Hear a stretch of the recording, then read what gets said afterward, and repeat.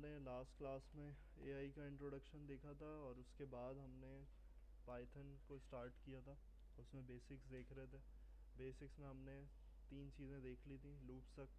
अब उसमें हम 2 चीज़ें देख लेते हैं हमारे पास क्या क्या चीज़ें हैं। कंडीशनल स्टेटमेंट्स, फंक्शन, सिर्फ हमें सिंटेक्स देखना है, सब चीज़ें पता है हमें। तो सिंटेक्स हमारे पास किस तरीके से, हम इनपुट कैसे लेते हैं, हमें इफ एल्स कैसे डिफ़ाइन करना है, तो वो सारी चीज़ें यहाँ पर सैम्पल हमें पता चल जाएगा। अब देखो इसमें क्या है, इसमें हमारे पास एग्जाम्पल क्या है कि हम इनपुट भी ले रहे हैं और उसके बिहाफ पे क्या कर रहे हैं, उसके बिहाफ पे हम इफ एल्स की कंडीशन लगा रहे हैं। अब वो इफ एल्स भी है और इफ एल्स इफ भी है। सही, हमारे पास एक एल्स इफ होता है और एक सिर्फ इफ एल्स होता है। तो दोनों चीज़ें यहाँ पर डेमोन्स्ट्रेट हो रही हैं। अब यहाँ पर हमारे पास डायरेक्टली जो फंक्शन होता है पाइथन के अंदर, वो क्या होता है, इनपुट लेने के लिए सिर्फ इनपुट होता है। यानी कि इनपुट लिखा हमने और हमने टेक्स्ट भी साथ दे दिया, तो वो क्या होगा, हमारे पास इनपुट मांगेगा रन करते वक्त। यानी कि आप इनपुट एंटर करें, लेकिन वो क्या होगा, वो टेक्स्ट होगा। यानी कि अगर सिर्फ इनपुट लिखा तो वो टेक्स्ट है। हमें क्या करना होता है, उसकी टाइप कास्टिंग करनी होती है। यानी कि अगर हमें नंबर चाहिए तो हमें डेटा टाइप बतानी पड़ेगी। यानी कि मैं एक्सप्लिसिटली क्या कर रहा हूँ, टाइप कास्ट कर रहा हूँ। सही, तो स्ट्रिंग से कन्वर्ट कर रहा हूँ मैं इंटीजर में, क्योंकि मेरा आउटपुट जो है वो स्ट्रिंग में आएगा, तो मैं इंटीजर में लेना चाह रहा हूँ। और फिर उसके बाद मैं उसी नंबर को चेक कर रहा हूँ और उसके बेसिस पे कुछ स्टेटमेंट्स प्रिंट करवा रहा हूँ। यानी कि if number is greater than 0, इसका मतलब है भाई नंबर इज़ पॉजिटिव। और अगर नंबर जो है वो 0 से छोटा हुआ, इसका मतलब है क्या है, नंबर इज़ नेगेटिव। तो यहाँ पर हमने एक चीज़ बात करी थी लूप्स में कि कर्ली ब्रेसेस नहीं होते पाइथन में, तो वो क्या होता है, वो होती है लाइन इंडेंटेशन। यानी कि इंडेंटेशन डालोगे, गैप दोगे, तो उसको पता चलेगा कि भाई इस कोड ब्लॉक के अंदर हूँ मैं। क्लियर। तो यहाँ पर हमारे पास कंडीशन में एल्स इफ में पूरा नहीं लिखा हुआ। हम प्रीवियस प्रोग्रामिंग लैंग्वेजेस में देखें तो वहाँ पर एल्स स्पेस इफ होता है, लेकिन यहाँ क्या है, सिर्फ एल इफ। तो यहाँ पर एल इफ इस तरीके से डिफाइन होता है और देन लास्ट कंडीशन जो होती है, जो डिफ़ॉल्ट चलनी है, वो क्या होगा हमारे पास, वो होगा द नंबर इज़ 0। सही, तो हमने इनपुट भी ऐड कर दिया इसमें और कंडीशन भी कर ली। अब इसको शिफ्ट एंटर प्रेस करके रन करना है। तो वो रनिंग में तुम्हारे पास क्या होगा, नीचे तुमसे सबसे पहले मांगेगा कि भाई आप इनपुट करें, तो कुछ इस तरीके से मांगेगा, यानी कि एंटर अ नंबर। वो उसकी वजह से वो एग्जीक्यूशन प्रोसेस में चल रहा है। जब तक तुम नंबर नहीं दोगे तो वो एग्जीक्यूट करता रहेगा। और यहाँ पर 12 एंटर करने के बाद एंटर कर देना, यानी 12 लिखा देन एंटर प्रेस किया, तो उसने एग्जीक्यूशन करके फिर इन कंडीशंस में से तुम्हारे पास तुम्हें रिटर्न किया कि भाई ये वाली स्टेटमेंट सही है, यानी कि इस कंडीशन के अंदर वेरीफाई हो रहा है। If number is greater than 0 then the number is positive. और अगर हमें क्या करना है, अगर हमें सिर्फ स्ट्रिंग इनपुट लेना है तो हमें कुछ लिखने की ज़रूरत नहीं है, क्योंकि डिफ़ॉल्ट क्या है, डिफ़ॉल्ट इसकी टाइप जो है वो स्ट्रिंग रिटर्न करती है। क्लियर। तो यहाँ पर तुम शिफ्ट एंटर करोगे, नेम एंटर करोगे, एंटर योर नेम, तो तुम्हारे पास जो भी होगा वो यहाँ आ जाएगा आउटपुट में कि भाई तुमने इस वेरिएबल में ये एंटर कर दिया। अगर फ्लोट होगा तो फ्लोटिंग पॉइंट नंबर्स में भी हम क्या कर सकते हैं, अगर मुझे फ्लोट पे रखना है तो मैं उसके लिए क्या यूज़ करूँगा, मैं यूज़ करूँगा एक्सप्लिसिट टाइप कास्टिंग फ्लोट की। क्लियर। तो इस तरीके से हमारे पास हमने कंडीशनल स्टेटमेंट यानी कि इफ एल्स भी देख लिया और इसमें ये भी देख लिया कि how to take an input, यानी कि इनपुट कैसे लेना है। क्लियर। इसको इम्प्लीमेंट करो जल्दी से, फिर उसके बाद लास्ट फंक्शन डिफाइन देखते हैं, फिर आगे बढ़ते हैं डेटा स्ट्रक्चर्स की तरफ। अच्छा भाई, लास्ट चीज़ हमारे पास कंडीशनल स्टेटमेंट हमने देख ली। अब फंक्शन डिक्लेरेशन देख लेते हैं कि फंक्शन डिक्लेरेशन हमारे पास किस तरीके से होती है। और ये सारी चीज़ें तुम्हारे पास डेटा प्री प्रोसेसिंग जब हम पढ़ेंगे तो उसमें ये सब चीज़ें यूज़ होती हुई नज़र आएंगी, तो ये हेल्पफुल है। तो यहाँ पर हमारे पास देखो फंक्शन डेफिनेशन हम क्या करते थे, हम जावास्क्रिप्ट को देख लें, अगर हम यहाँ पर सी शार्प को देख लें, किसी चीज़ का भी कंपैरिजन करें तो ऐसा फंक्शन बना हुआ कहीं पर नज़र नहीं आएगा। यहाँ पाइथन में बिल्कुल अलग पैटर्न है। क्या है, विद डेफ कीवर्ड क्या होता है, फंक्शन की डेफिनेशन होती है। देन तुम्हारे पास फंक्शन का नाम, ये चीज़ तुम्हें पता है बहुत अच्छे तरीके से कि तुम पैरामीटराइज फंक्शन बना सकते हो और नॉन पैरामीटराइज फंक्शन बना सकते हो। पैरामीटर देना है या नहीं देना ये तुम्हारे ऊपर डिपेंड करता है, और तुम नीचे क्या कर रहे हो, इसी फंक्शन के अंदर रिटर्न करवा रहे हो वैल्यू, यानी कि हेलो, और देन तुम्हारा जो पैरामीटर होगा वही कर्ली ब्रेसेस में तुमने क्या किया, एज अ वेरिएबल पास कर दिया, यानी कि जो भी पास करेगा, जो भी फंक्शन में इसमें पास किया जाएगा वो तुम्हारे पास एज एन आउटपुट नज़र आ जाएगा। और हम बार बार ये डिस्कस करते हुए आ रहे हैं कि जब फंक्शन को कॉल किया जाता है तो मैं फंक्शन को कॉल ऐसे नहीं करूँगा, उसका रीज़न तुम्हें पता है क्यों, क्योंकि जब भी फंक्शन रिटर्न हो रहा होता है, जब भी कुछ रिटर्न कर रहा होता है, मुझे ऐसे आउटपुट नज़र नहीं आएगा। क्लियर? जब भी रिटर्न हो रही है चीज़, तो रिटर्न करने के लिए, रिटर्न को देखने के लिए हमारे पास क्या होना होता है, हमारे पास प्रिंट का इस्तेमाल होता है। प्रिंट करोगे देन तुम्हारे पास जो चीज़ तुम इनपुट दे रहे हो वो तुम्हें आउटपुट नज़र आएगा। दोबारा इसको रन कर लेते हैं। तो देखो यहाँ पर क्या कर रहे हो, यहाँ पर तुमने एक पैरामीटर बनाया हुआ था नेम का, उसमें क्या कर रहे हो, जब फंक्शन को कॉल किया जा रहा है तो फंक्शन को कॉल करते वक्त तुम्हारे पास क्या हो रहा है, तुम्हारे पास तुम क्या दे रहे हो यहाँ पर, तुम यहाँ पर एक आर्गुमेंट पास कर रहे हो। तो ये आर्गुमेंट तुम्हारे पास क्या हो रहा है, ये आर्गुमेंट पास होगा इसी के अंदर, और वही चीज़ तुम्हारे पास क्या हो रही है, प्रिंट हो रही है। यानी कि अब तुम यहाँ पर इस फंक्शन को कॉल कर रहे हो और देन तुम्हारे पास एज अ रिजल्टेंट फॉर्म तुम्हारे पास ये वाली चीज़ आ रही है कि भाई तुम्हारा आउटपुट इस तरीके से डिक्लेयर हो रहा है। सही। अब फंक्शंस बहुत सारे बन सकते हैं, इसको जब हम डेटा प्री प्रोसेसिंग में देखेंगे तो वहाँ पर तुम्हें नज़र आएगा कि हम फंक्शन को किस तरीके से यूज़ कर सकते हैं हेल्पफुली, कैसे काम हो रहा है फंक्शन का, वो सब चीज़ें हमारे पास। इसको जल्दी से कर लो 1 मिनट में, फिर हम डेटा स्ट्रक्चर्स की तरफ बढ़ते हैं, उसको इम्प्लीमेंट।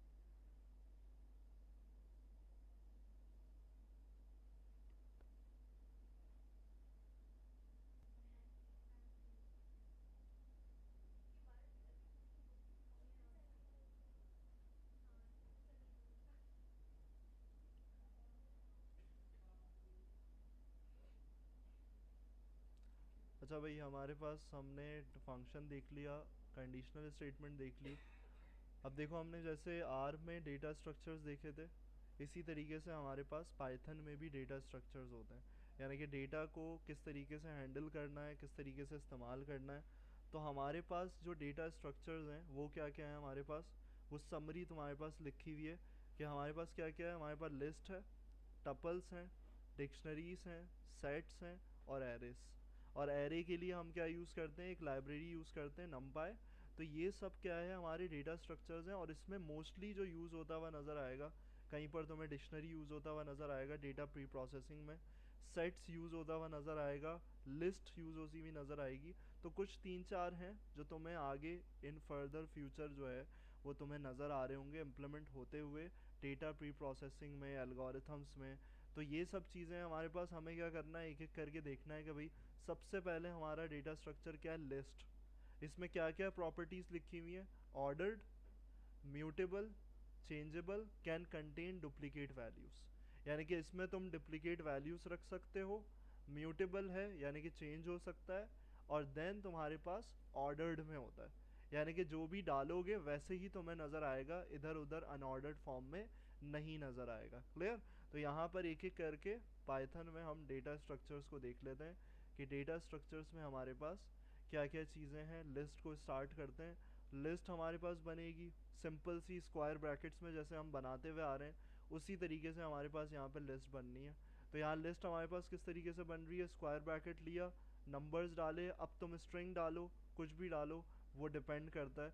तो यहाँ पर तुम्हारे पास, तुमने क्या किया, लिस्ट बना के रन किया, तो मेरे पास क्या होगा, लिस्ट में स्टोर हो जाएगा डेटा, और देन मैं क्या कर सकता हूँ, मैं उसको आगे इन फर्दर प्रिंट करवा सकता हूँ। और कैसे, जैसे हम नॉर्मली क्या करते थे, with the help of index हम क्या करते थे, प्रिंट करवाते थे। तो हम ज़ीरो लिख रहे हैं तो हमारे पास सिर्फ क्या है, हमारे पास एक्सेसिबल पॉइंट है 1, यानी कि जो हमारे पास फर्स्ट इंडेक्स में मौजूद है लिस्ट में वो हमारे पास नज़र आ रहा है।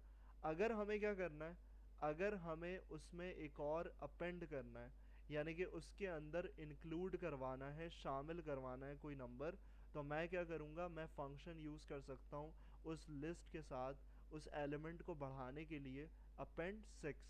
तो जो भी अपेंड करना है वो एलिमेंट डालोगे, तो ये एक एलिमेंट है, और उसको देखोगे दोबारा लिस्ट को, तो तुम्हारे पास क्या होगा, तुम्हारे पास अपेंडेड लिस्ट आ जाएगी, यानी कि एक एलिमेंट का इजाफा हो चुका है। क्लियर? तो यहाँ पर इस तरीके से तुम्हारे पास ये सारी चीज़ें चलती रहेंगी। और मॉडिफिकेशन पर्सपेक्टिव है तो मॉडिफाई कैसे होगा? मॉडिफाई होगा with the help of index. Index number 2, तो ये इंडेक्स नंबर है 1 पे क्या करेगा? मॉडिफाई करेगा। यानी कहाँ मॉडिफाई कर रहा है? मॉडिफाई कर रहा है तुम्हारा जहाँ 2 था वहाँ पर इंडेक्स नंबर पे 7 को शिफ्ट कर दिया। यानी कि ये एलिमेंट मॉडिफाई हो गया, रिप्लेस हो गया 2 से 7 पे हो गया। क्लियर? तो ये सब चीज़ें एक डेटा स्ट्रक्चर में चल रही होती हैं। क्लियर? डेटा स्ट्रक्चर में तुम्हारे पास लिस्ट यूज़ हो रही है और लिस्ट में तुम ये सारे काम कर सकते हो। मिसाल के तौर पर तुम्हारे पास डेटा सेट होगा, इन फ्यूचर क्या काम हो सकता है इसका? डेटा सेट में हमारे पास डिफरेंट कॉलम्स होंगे, तो वो कॉलम्स एक लिस्ट में क्या कर सकते हैं? हम स्टोर कर सकते हैं। यानी कि लिस्ट में हमने डिफरेंट फीचर्स नेम डाले और उनको फिर क्या किया? उनको हमने आगे फर्दर प्रोसेस किया, तो वो सारी चीज़ें कहाँ नज़र आ रही होंगी? तुम्हें एक लिस्ट में होती हुई नज़र आ रही होंगी। क्लियर? और उसमें अगर मुझे एक और फीचर डालना है तो मैं अपेंड कर सकता हूँ। जो मैंने ऊपर नहीं किया हुआ उसके साथ एक और अपेंड कर दूँ मैं फीचर जो भूल गया हूँ। तो वो इस तरीके से हमें यहाँ पर ये फंक्शंस पता होने चाहिए। यानी कि आगे क्या काम होगा उससे तुम्हें पता चलेगा कि हाँ यार ये फ़ायदेमंद है। तो अगर रिमूव करना है तो रिमूव के लिए भी सेम है। यानी कि कोई भी फीचर है, फॉर एग्जांपल मुझे रिमूव करना है उसमें से, लिस्ट में से, तो मैं क्या यूज़ करूँगा? फंक्शन रिमूव, और देन मेरे पास क्या होगा? जो एलिमेंट था वो रिमूव हो जाएगा। तो इस तरीके से मेरा पूरा ये जो सारी चीज़ें हैं वो इम्प्लीमेंटेशन ऐसे चल रही होगी। अब लूप में तुम्हें याद होगा प्रीवियस क्लास में कि तुमने लूप में क्या किया था? यहाँ रेंज दी थी, क्योंकि वहाँ हमारे पास कोई नंबर्स नहीं थे, कोई डेटा स्ट्रक्चर नहीं था, स्टोरेज, कोई हमारे पास स्टोरेज एरिया नहीं था। तो हमने रेंज दी थी यार ये प्रिंट कर दो प्रीवियस क्लास में। यहाँ हमारे पास क्या है? अब लूप का फ़ायदा है क्योंकि हमारे पास एक लिस्ट मौजूद है और उस लिस्ट को एक्सेस करना है, तो हमारे पास स्मार्ट वे क्या होगा कि हम एक्सेस करें with the help of for loop. यानी कि लूप इस्तेमाल करें और फॉरेन लूप का इस्तेमाल करें। तो फॉरेन लूप के ज़रिए हमारे पास यहाँ पर ये चीज़ एक्सेस हो जाएगी। यहाँ लिस्ट का नाम दिया और देन हमारे पास क्या हुआ? यहाँ पर इस तरीके से मेरे पास जो करंट लिस्ट है, जो अपडेटेड लिस्ट है, वही हमारे पास एक्सेस हो रही है। और उसी को शिफ्ट कर दो एग्जाम्पल पे, तो मेरे पास यहाँ फीचर नेम कुछ ऐसे होंगे ना। फीचर नेम हमारे पास होगा नेम, जेंडर है, कुछ भी है, तो वो इस तरीके से आएगा। तो यहाँ इस एग्जाम्पल को रिलेट करवाने का मकसद है कि भाई आगे तुम्हें याद रहे कि यार किस तरीके से लिस्ट जो पड़ी थी अब वो काम में आ रही है, डेटा स्ट्रक्चर काम में आ रहा है। तो डेटा स्ट्रक्चर तुम्हारे पास पहला जो है लिस्ट, वो इस तरीके से हो गया। लिस्ट एंड लूप्स था, यानी कि लूप भी देख लिया, किसी भी डेटा स्ट्रक्चर पे लूप भी अप्लाई हो सकता है। क्लियर? तो इसको इम्प्लीमेंट करो।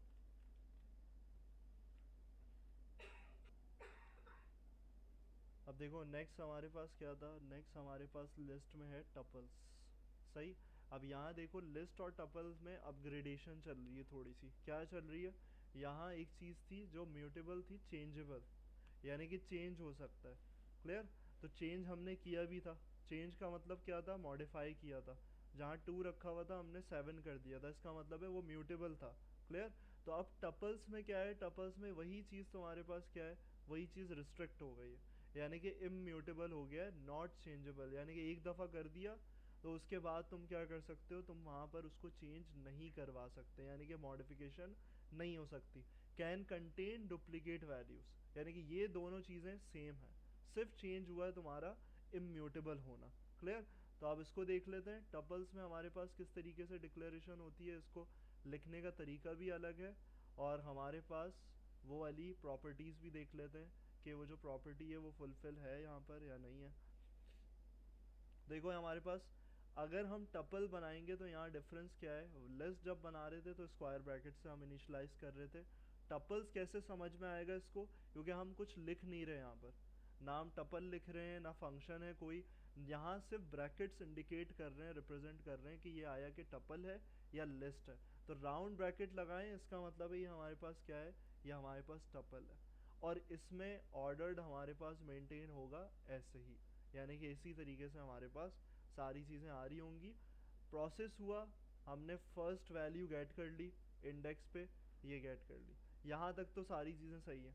हमने यहाँ पर देखो क्या किया, यहाँ पर एक पार्ट होता है कि हम क्या कर सकते हैं? अनपैक कर सकते हैं। अनपैक का मतलब कि हम अलग अलग वेरिएबल्स में क्या कर दें, अपनी वैल्यूज़ को डिस्ट्रीब्यूट कर दें। जैसे इसको अगर रिलेट करो तो हमने जब रिएक्ट में देखा था, हमने डेटा डिस्ट्रक्शन देखी थी, एरे डिस्ट्रक्शन।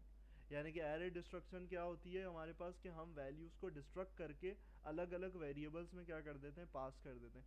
वही चीज़ यहाँ पर क्या है, यहाँ पर वर्ड चेंज हो गया बस, अनपैकिंग। यानी कि टपल को क्या कर रहे हो, अनपैक कर रहे हो। कैसे अनपैक कर रहे हो, 3 वेरिएबल्स में उसकी वैल्यू को डाल के। यानी कि हमने पास किया फ्रूट्स और यहाँ पर पास कर दिया। इसका मतलब है कि क्या हो रही है, वैल्यूज़ जो हैं वो 3 वेरिएबल्स में डिस्ट्रीब्यूट होके पास हो गई। क्लियर। अब देखो वो जो चीज़ थी इम्पॉर्टेंट, यहाँ पर तुम्हारे पास कुछ स्टेटमेंट लिखी हुई है कि ये क्या करना चाह रहे हो तुम। ये वही काम हो रहा है जो तुमने वहाँ पर मॉडिफिकेशन करी थी, लिस्ट में मॉडिफिकेशन करी थी। तो हमारे पास क्या हुआ था, हमारे पास हो गई थी, कोई भी एरर नहीं आया था। यहाँ हमारे पास क्या है, यहाँ हमारे पास इम्यूटेबल है, यानी कि ये चीज़ एरर रेस करेगी। क्या एरर रेस करेगी, tuple object does not support item assignment. Statement different है, मतलब वही है। यानी कि यहाँ पर आइटम असाइनमेंट जो है वो सपोर्ट नहीं है। आइटम असाइनमेंट का मतलब कि मैं कुछ डाल नहीं सकता, जो मेरे एग्जिस्टिंग है इंडेक्सेस उस पर मैं कुछ नहीं रख सकता। मैं ज़ीरो पे मेरे पास वैल्यू एप्पल है तो वो रिप्लेस नहीं हो सकती। इसी का मतलब क्या है, नॉट चेंजेबल। क्लियर। तो इसी को बोलते हैं इम्यूटेबल, कि मेरी ये जो टपल है वो इम्यूटेबल है और ये मेरा एरर रेस करेगी। तो यहाँ पर देखो, इसको रन करोगे तो यहाँ पर तुम्हारे पास अंडरलाइन आ जाएगी इस तरीके से। क्लियर। तो ये चीज़ तुम्हारे पास इस तरीके से आ रही है।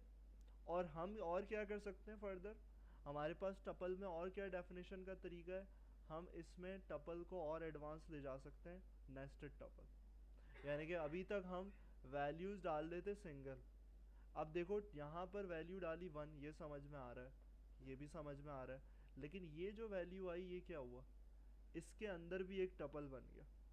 यानी कि सेकंड इंडेक्स पर 1 पे मेरे पास एक और क्या आ गया, टपल आ गया है। तो मैं अगर इसको रन करता हूँ और यहाँ पर गेट करता हूँ पहली चीज़, तो 1 तो सही है, 0 पे एक ही चीज़ थी, ये आ गई। अब मैं नेस्टेड टपल 1 करूँगा तो यहाँ पर मेरे पास क्या होगा, यहाँ पर एक और क्या आ चुकी है, एक अंदर टपल रिटर्न कर रहा है। यानी कि ये वैल्यू नहीं है। अगर मुझे इसकी वैल्यू चाहिए होगी तो देखो वैल्यू को निकालने का तरीका क्या होगा, 1 0 1 1। यानी कि ये 0 पे रखा हुआ है और ये कहाँ है, 1 पे। और ये पूरा टोटल किस पे रखा हुआ है, 1 इंडेक्स पे। यानी कि मैं अगर पाइथन को निकालना चाह रहा हूँ, एक्सट्रैक्ट करना चाह रहा हूँ, तो मुझे क्या करना है, 1 मेंशन करना है। मैं ऐसे नहीं कर सकता, क्योंकि इसका मतलब क्या है कि मैं 1 को इंडिकेट कर रहा हूँ, इसको इंडिकेट कर रहा हूँ। मुझे क्या चाहिए, दोनों पैटर्न में 1 ही चाहिए। 1 0 होगा तो मेरे पास आ जाएगा पाइथन, और अगर मेरे पास मुझे दूसरी वैल्यू चाहिए तो मैं क्या करूँगा, 1 1। यानी कि जितने भी इस टपल में होंगे उन सब के लिए पहली शर्त तो यही है कि 1 ही आएगा।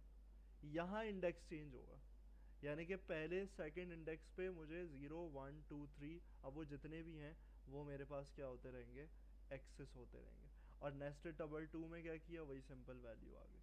तो हमने यहाँ पर टपल भी देख लिया और यहाँ पर जो इम्यूटेबल थी वो भी चीज़ देख ली कि हमारे पास किस तरीके से एरर रेज हो रहा है, जो कि यहाँ हम नहीं कर सकते, हम असाइनमेंट नहीं करवा सकते। इसको कर लो इम्प्लीमेंट।